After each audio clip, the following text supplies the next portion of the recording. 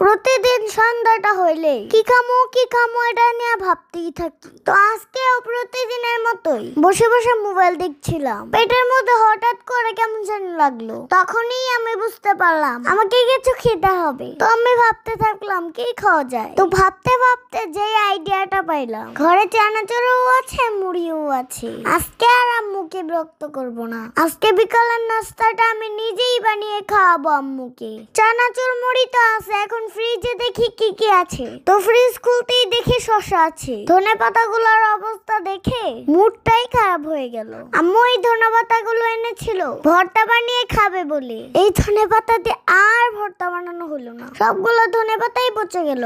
যাই হোক, তারপর নিয়ে নিলাম একটা টমেটো, তারপরে নিয়ে নিলাম লেবু, তার সাথে নিয়ে নিয়েছি আম্মুর ফেভারিট বোম্বাই মরিচ, যাকে বলে নাগা মরিচ। আম্মু যে এই মরিচটা খেতে এত ভালো পায়, যখনই ভাত খেতে বসবে একটা বোম্বাই মরিচ পরটাই খেয়ে ফেলবে। এমনিতে ঝাল তরকারি আম্মু খেতে পারে না, কিন্তু বোম্বাই মরিচ পাইলে পুরোটা বোম্বাই মরিচ যে কিভাবে খায় সেটা নাকি ঝাল লাগে না। এটা কোনো কথা? যাই হোক, আমি ঝুমাম্মুকে বললাম তুমি আমাকে পেঁয়াজ মরিচ এগুলো একটু কেটে দাও। তারপর ঝুমাম্মু আমাকে শসা, টমেটো, ধনেপাতা, কাঁচা মরিচ, বোম্বাই মরিচ, পেঁয়াজ আর লেবু সুন্দর করে কিচি কিচি করে কেটে দিল।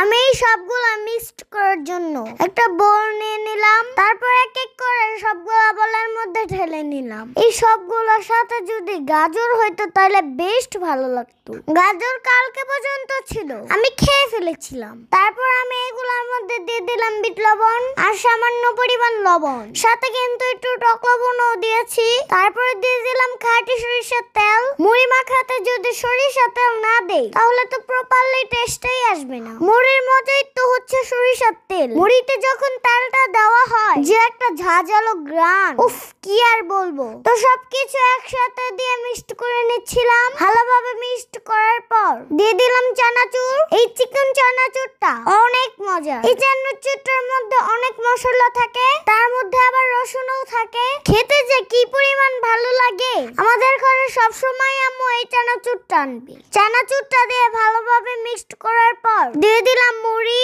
এই মুড়িগুলো ছিল রোজার মাসে, সেইগুলাই এখন মুড়ি মাখা বানিয়ে খাচ্ছি। মুড়িটা দেওয়ার পর আবার ভালোভাবে মিক্সড করলাম। আমি চানাচুরের তুলনায় মুড়িটা একটু কম দিয়েছি যেন খেতে ভালো লাগে। তোমার মুড়ি মাখা তো প্রায় কমপ্লিট হয়ে গিয়েছে।